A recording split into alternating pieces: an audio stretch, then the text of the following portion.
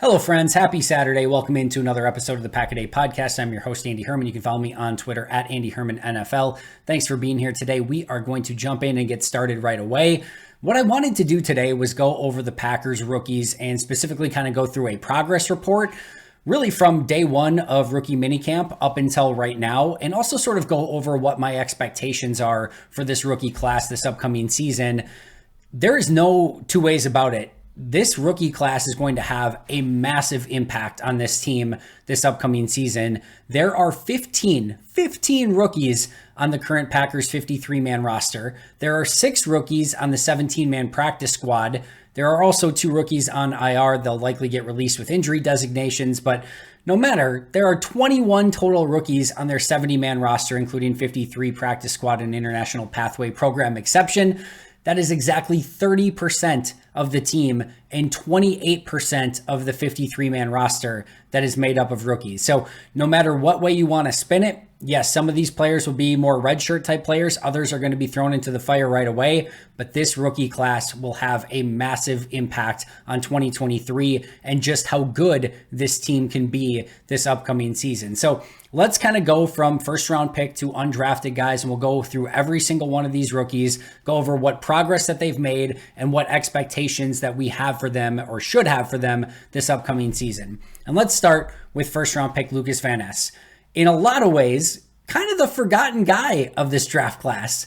And it's in a really weird fashion because, you know, I think we all had certain expectations for Lucas Van Ness going into, training camp and preseason and hoped that he was going to maybe be an impact player from day one. That hasn't particularly happened, but it's almost like we are so ultra focused on the Luke Musgraves and the Jaden Reeds, even Carrington, Valentine, Carl Brooks, so many of these guys who had really impressive camps. Others like Tucker Kraft and Anders Carlson, who are maybe going through a few struggles at the moment, that Lucas Van Ness kind of just gets lost a little bit in the shuffle of everything. I think it's safe to say that if we had to have an overarching feel for Van Ness's progress from minicamp up until now, it's been slightly underwhelming. That being said, I am still incredibly high on the long-term potential for Lucas Van Ness and what I think he's going to ultimately become. He is an incredibly young player. He, we're not even going to discuss he didn't start at Iowa. He was still like the guy as their edge rusher. So I don't care if he started or not, but it's not like he played like 700 or 800 snaps per season or anything like that. So he is still very raw as a player. He is as advertised athletically. He is quick. He is sudden. He is fast, explosive, powerful, whatever adjective that you want to put in there to describe Lucas Van Ness, he has it. If you're chiseling a draft prospect at edge rusher out of clay, it's going to look a ton like Lucas Van Ness. That doesn't necessarily mean that he's going to be a great pass rusher. There's a lot that goes into that position. You have to learn the nuances of run defense in order to become a better pass rusher, because you have to know when it's a run, when it's a pass, how to read that specific situation, read your keys, and then get off a block once you kind of go to run defend first and then realize, oh, it's a pass and now I have to somehow beat this guy. You also have to have a pass rush plan that you need to put together. You have to develop a move set. It is more than just, I'm big, I'm strong, I'm fast, I go get quarterback. It's not quite that simple. There's more to it than that. However, if you want to bet on players to succeed at edge rusher, bet on the high-end athletes. Bet on players like Lucas Van Ness who have that entire tool set at their disposal with the quickness, speed, agility, athleticism, whatever you want to call it. It's all there. It is very clear and evident. The other thing I will say here about LVN is there's a variety of things. One, I think he's better as a run blocker right now, or run defender right now, than I expected him to be at this point. He's held up well against the run. There hasn't been any major issues. He hasn't been blown off the ball. He looks like a NFL-ready run defender. There's going to be hiccups. There's going to be issues along the way, but he is far ahead of where I expected him to be from that side of things. I think the other thing is there is I think subset of people who are very maybe disappointed or he's not turning out. He's not what we expected him to be or whatever. I think pretty quietly, he actually progressed very nicely through the course of OTAs, training camp, preseason, etc.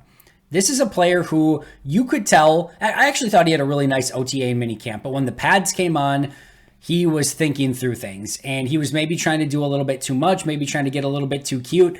That was the beginning of training camp. By the end of training camp and preseason, he was starting to recognize of like, hey, I do need to develop a move set, but what do I do best? I'm fast and I'm powerful. Let me convert speed to power. Let me attack players head on. Let me work on my bull rush and let me find a way to get to the quarterback. And then he also started to work in a little bit of like a hesitation move to be able to get inside. And he showed off that explosiveness and athleticism. So I actually thought the progress was good. I'm a little bit less optimistic that maybe than I was earlier in OTAs and mini camps. I think I'd probably said that, hey, I think he's going to have a very big impact on this team this upcoming year. I'm less confident about that at this point. And maybe mostly because of the edge defenders ahead of him. Preston Smith, we know, is going to play a ton. Rashawn Gary, he's going to be on a pitch count, but he's going to play a lot. And the longer the season goes on, the more he's going to play. JJ Enagbare has seemingly very much taken a step and is ready to play a more increased role than what he did a season ago. And then you still have Justin Hollins and Brenton Cox as well. So I do expect LVN to probably be ahead of Cox and probably Justin Hollins. I'm not quite as sure on that, at least at the beginning of the season, but I do expect him to play, and I do expect him to have some flash plays here and there.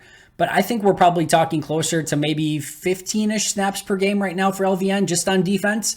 Because of the numbers there and the depth there, I do think we could see him kick inside a little bit, especially now with Jonathan Ford gone. The numbers on the interior are down to 5. That's not bad. Like, you're only activating 5 guys on game day anyway, but having an extra guy that can kick inside like LVN, I think is going to be beneficial for this team.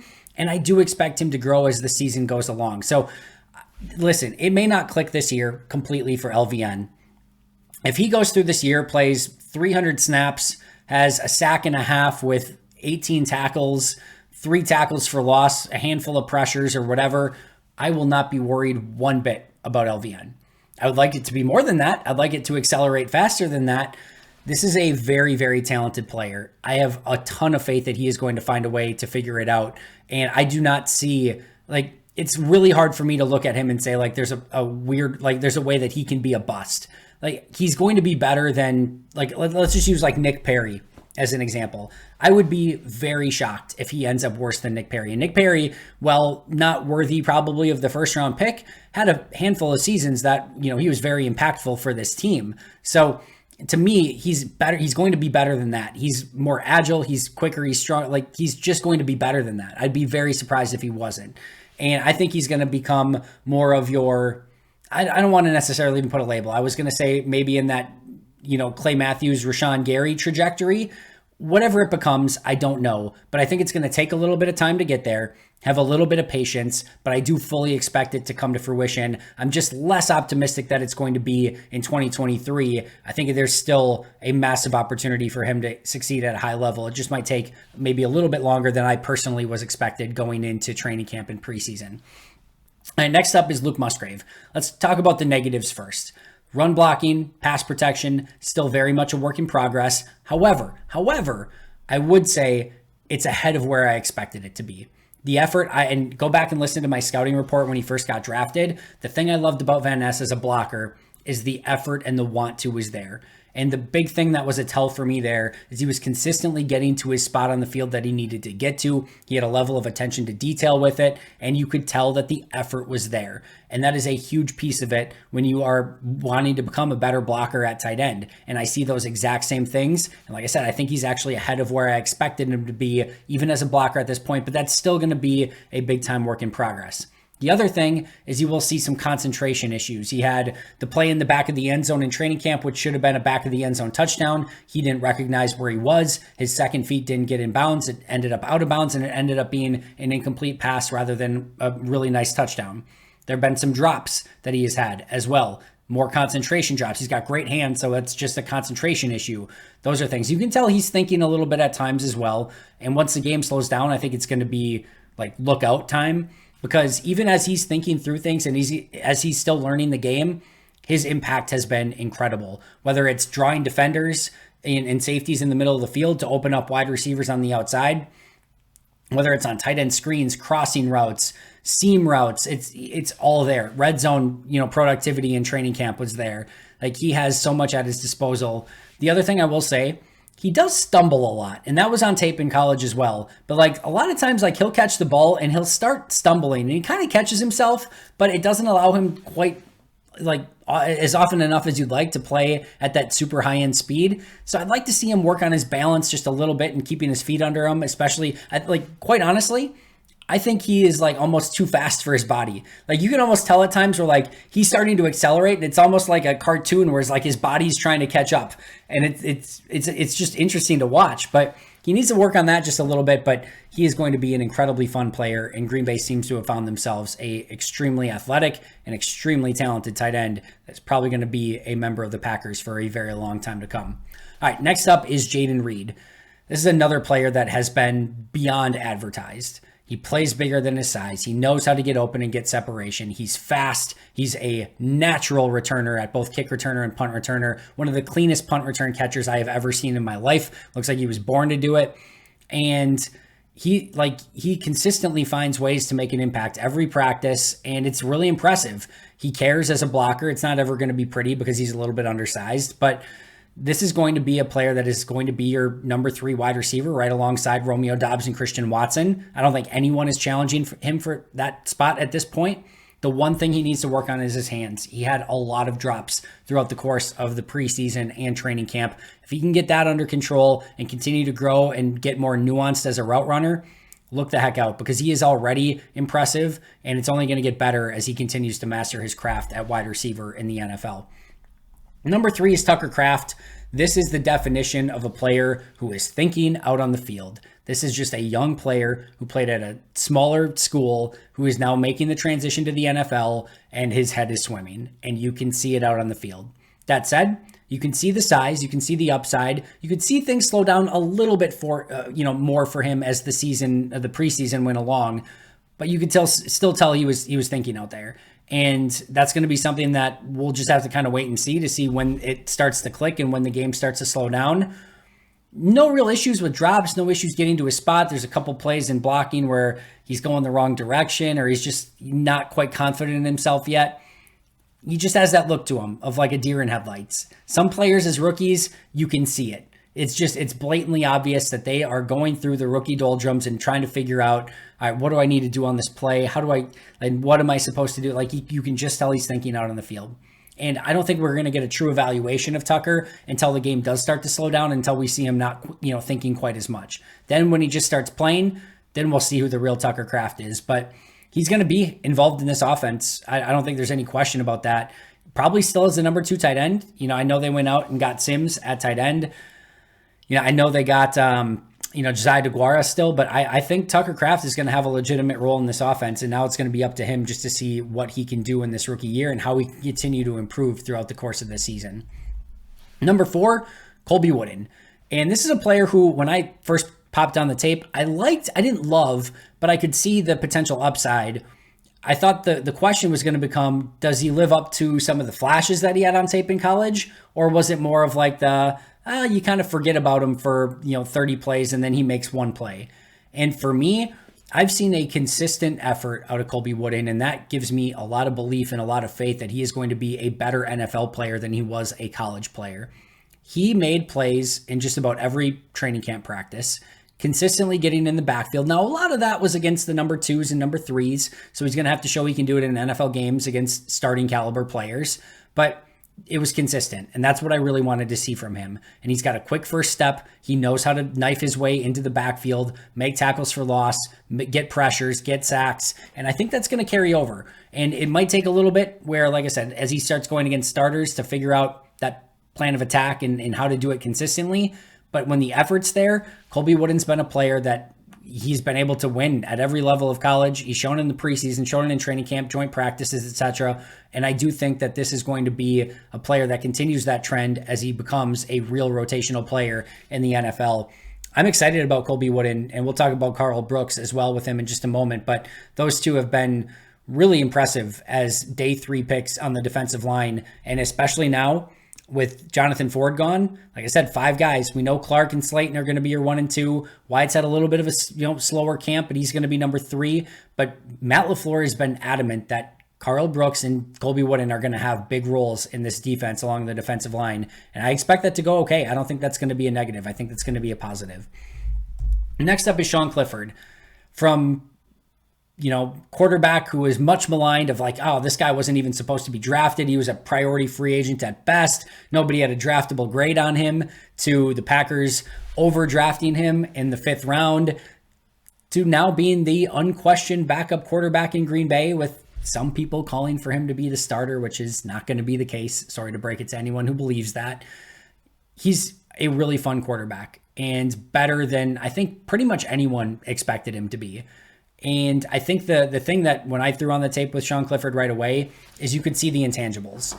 We knew, first of all, that he was a longtime team captain, both in high school and in college. We knew he had great mobility, which is a plus, especially as you're coming off the bench and, maybe trying to make some things happen with your legs, and just kind of a prerequisite now in the NFL, to be totally honest. We knew that he spun a pretty nice ball. We knew he had a lot of experience at Penn State. And I looked at him and I couldn't find a way why he wouldn't be draftable, to be quite honest. Now, I had a late seventh round grade on him, whatever. I'm not saying that I thought he was going to be a 5th rounder. I'm not saying that I thought that he was going to be this good this quickly, but I definitely thought he was a draftable player. And I think he's been not only as advertised, but well above as advertised. And you can tell he has moxie. He has want to. His 2-minute drills were awesome. Like, he consistently put 2-minute drills together to get his team in scoring position, and more often than not, either get a field goal or a touchdown out of it. The very last play of training camp 2023 was him driving the team down, his group down the field and scoring a touchdown and getting the 2-point conversion for the win. He's a gamer. There's no more to say about it. And he's like exactly what you want as your backup quarterback. Just that guy that's going to say, screw it, I don't care that I wasn't supposed to start this game. We're down by 6 and it's the 3rd quarter and Jordan's done for the day. I got to find a way to lead us to victory. All right, I got it. No worries. We'll do this. And he just has that moxie and attitude. And I think that's a huge part of who he is. I think it's, like I said, perfect backup quarterback option. So really, really nice start for him. I don't think it becomes anything crazy. I don't think he probably is a long-term starter in the NFL or anything like that. But I do think that this is a guy who could play 15 years as a backup and maybe even a really good backup. And he looks the part already. And if Jordan goes down, you certainly wouldn't want it for any period of time, but you certainly feel a lot more comfortable right now with Sean Clifford going in and at least gaming it up for a few games than, you knew going into training camp where you're like, I don't think this team has any prayer if Jordan goes down. So he's been a really nice revelation and has had a really nice training camp in preseason. Number 5 is Dontayvion Wicks, who is tougher to really gauge simply because he missed so much time in training camp. He's out right now with an injury. Didn't get to play a ton in the preseason. Had a couple really nice routes that he just made people look silly in one-on-ones and team drills. But we just haven't seen the full body of work. One of the very first days of camp, they lined him up at H-back, and he had a block against Rudy Ford that sprung a huge run. And that's going to get you some playing time if you can continue to do those sort of things. Like I said, there's times where he has some routes and movement skills that are, take this extremely carefully, but that make him like move sometimes kind of like Davante Adams moved at the line of scrimmage and how he worked his way open. He's not Davante Adams, don't get overexcited, but he has some of that unique movement skill to him. So he's a really fun player. I'm really interested to see more of him and see how he factors in this upcoming season. Tough to say what type of impact he'll have, especially as he's hurt right now, but he's a fun player with legitimate upside, and I just, at this point, just kind of want to see more of him. Number 6, Carl Brooks, one of my absolute favorite players in this draft. Even if Green Bay didn't select him, he would have been one of my favorite players in this draft. We've talked about him all the time. Bowling Green, moved him all over the place, just got in the backfield over and over and over and over. You know what he did in training camp? Got in the backfield over and over and over and over. You know what he did in preseason? Got in the backfield over and over and over and over. He's just a really fun player, and he just has that nose of finding a way to get into the backfield. That's just it. He's not the biggest guy. He's not the fastest guy. He's not the strongest guy. He just finds a way to get into the backfield and cause havoc and cause chaos. That's Carl Brooks. Call him Carl Havoc. For those of you who get that joke, you're welcome. But that is who he is. He's a really fun player. I think he has starting caliber upside to him. I really, really do. It will be more surprising to me right now if a few years from now we look back and say, man, Karl Brooks just never put it together, than if you told me he's going to be a starter at defensive end. It easily should be in his future if he continues the progress where he's at. He's good. Like he's always been good. And now he's showing it on the NFL level as well. And that's really, really exciting. Next is Anders Carlson. Whew, what a roller coaster ride. Whatever you want to make of him, you're going to make him of. If you are a glass half full sort of person, hey, he's kicked great at Lambeau, and in big time situations, he's kicked really well. If you're a glass half empty, it has been rough at times. And I don't know what the end result was in training camp and preseason, etc., but it's probably close in that 60% range of made kicks. I don't know. It certainly wasn't good enough, but at the same time, you also saw some upside there where you're like, all right, I get it. I understand why they're having some patience with him. Huge leg. When he hits it clean, and it is crushed. When he doesn't, he's hit some of the ugliest kicks that I have seen, from knucklers that have gone left to one that got knocked down by the wind and like 15 yards short from like 38 yards out or whatever it was. So there have been some weird things, but I'm hopeful that maybe now with just one long snapper, one holder, and Carlson working together, that maybe they'll be a little bit more fluid and clean in their process, and that will result in better results for Anders Carlson. Number 7, Carrington Valentine. I mentioned this yesterday, but if Valentine didn't have the bad second preseason game, he probably would have been my MVP of the entirety of training camp. That's how good he was. Now, that's based on a lot of the plays that he made, interceptions, pick sixes, and those sort of things, and also just being pretty sticky in coverage. That's not saying he's going to be a Hall of Fame player or like a starter or anything like that. He has a long ways to go with his technique and how he's, ultimately going to cover in the NFL. But for a 7th round pick to now be the number 4 defense or number 4 corner behind Nixon and Rasul and Jair, and we'll see what happens when Eric Stokes comes back. They have a lot of faith in him, and you can understand why. He is a really fun football player that has a nose for the football, who knows how to find, takeaways, and might give up a play here or there, but he has that cornerback mentality, and he's not going to give up. He's going to battle you every single down, and if he does get beat, he's going to battle even harder on the next down. So I really like him as a corner. I think he has a lot of upside, and probably, he's just going to be corner 4 to begin with, but he's your dime corner as of now, and I don't know that even when Stokes comes back, I think you still got to find a way to get Valentine out on the field. That'll be one to keep an eye on. Number 7, Lew Nichols. Probably by far the biggest disappointment of any of the draft picks. Now he's a middle 7th round pick. It doesn't really matter at all. At that point, it's basically picking names out of a hat.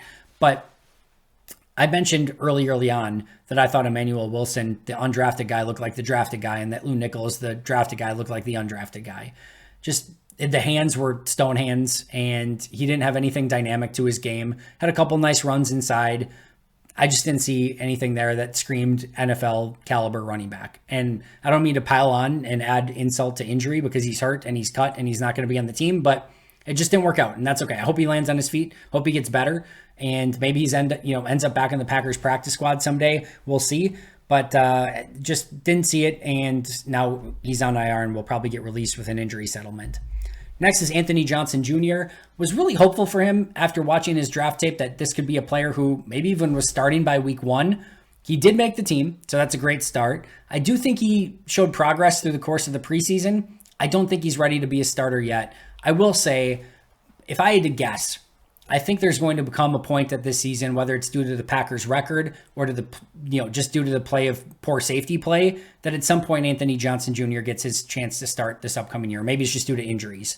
But I would be surprised if Johnson doesn't get involved in the rotation more at some point this year, just because, if nothing else, they just don't have very good safeties. And if you're going to be bad at safety, at least be bad at safety with a guy who is a rookie and is growing and hopefully can become a good safety, rather than veterans who who they are and they're probably done improving at this point. So an interesting player, probably has an impact on special teams if he can get active on game day. And at some point this year, would not shock me if he ended up starting just basically by default. Grant DuBose, so far behind the 8 ball with the injuries, out of OTAs, mini camps, started training camp, family night, first preseason game, and then finally got involved. I thought the second preseason game was pretty nice for him. He made some pretty impressive catches in practice over the middle of the field. I think he just needed a little bit more time, and I can understand why they wanted to just get him back in the practice squad, which is what they were able to do. He was clearly wide receiver 7, and it was, did they want to keep 7 wide receivers, or do they just want to try to sneak him on the practice squad? They chose the latter. They were right in doing so, because guess what? He is back on the practice squad. All right, undrafted free agents, Malik Heath. We'll start with him. He's wide receiver 4 at the moment. I think he's going to have a legitimate role within this offense. He's the goon. He's the possession wide receiver. He's going to do the dirty work. He's a great blocker. He's going to be the guy that probably goes over the middle of the field and takes those big hits from the safeties and linebackers. They didn't have that guy. Watson, deep guy, playmaker. Romeo Doubs, more of your overall wide receiver, can do a little bit of everything. Jaden Reed's your slot guy. Luke Musgrave's your big wide receiver as a tight end. And then you needed that possession guy, that just dirty work guy. Malik Heath is that. They didn't have that flavor of wide receiver on the roster. He brings something different and unique. And like I said, he is going to be wide receiver 4. What a find he was by Brian Gutekunst and company. Emmanuel Wilson, there's not many guys his size that can run with power, vision, and have the somehow breakaway speed and speed to get around the corner like he does. He's a very unique player, and what really stood out to me was that final preseason game when he got asked to do that blitz pickup in the double A gap, and he picks it up with ease. And that was what was really impressive. He's not a great receiver, but his hands are okay. It's not like he's, dropping passes or anything like that.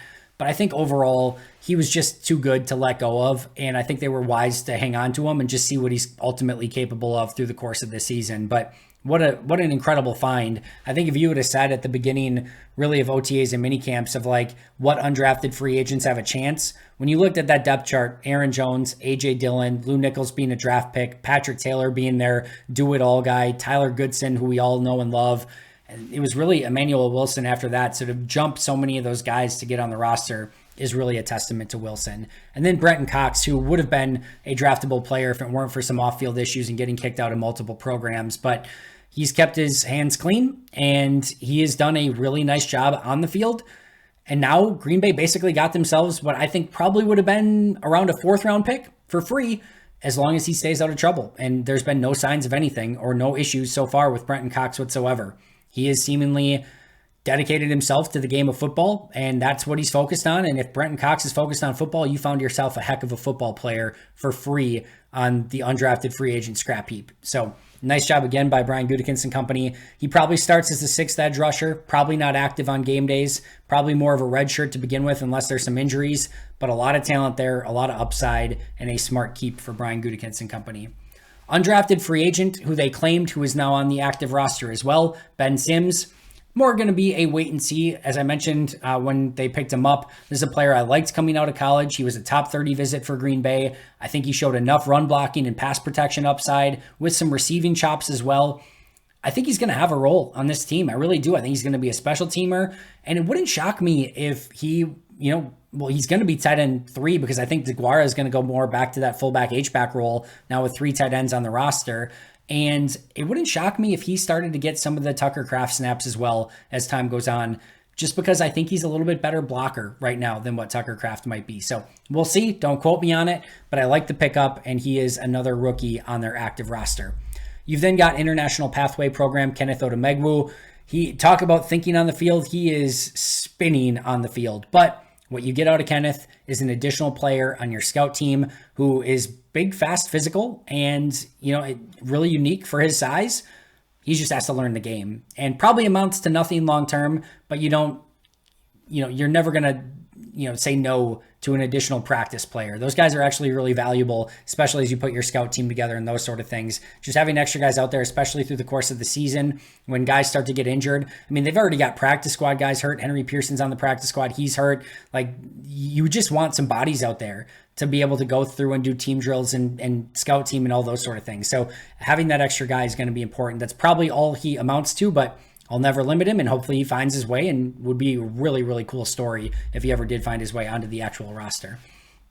Henry Pearson, practice squad, fullback, thought, maybe he had an outside chance at the actual roster. I know Justice was really high on him and thinking he might have a chance. I think the knee injury probably poo-pooed any of that idea, but they bring him back in the practice squad. He's out right now. but he's a unique player, good on special teams, and the best fullback on the roster. No disrespect to Josiah DeGuara. DeGuara can do a little bit of everything, but if you're just talking pure fullback, it's Henry Pearson. He came out of nowhere to be a legitimate player that could have a role at some time if and when he does ultimately get healthy. Keyshawn Banks, fun edge rusher. Don't think there's quite the upside there, but if at some point this year he has to be your 5th edge rusher that plays 8 snaps a game, you're not hating it either. So a little bit of developmental upside there, but probably just a practice squad guy. Benny Sapp really played better as the entire preseason went along. I do think he has some special teams upside, and at the same time, I also think he got better at safety, and he made some really fun plays on tape, including the game-sealing interception in the last game. So really happy to see him back on the practice squad. Kadeem Telford is like a C- Caleb Jones, or like a C- Yosh Nijman. You can tell that there is some really nice size and strength there. The footwork is a work in progress. The technique is a huge work in progress. But you look at him and you're like, all right, I can see some developmental upside there and see that he could potentially become maybe a swing tackle at some point if things go right. But I think he's a worse version of some of the guys they've done this with in the past.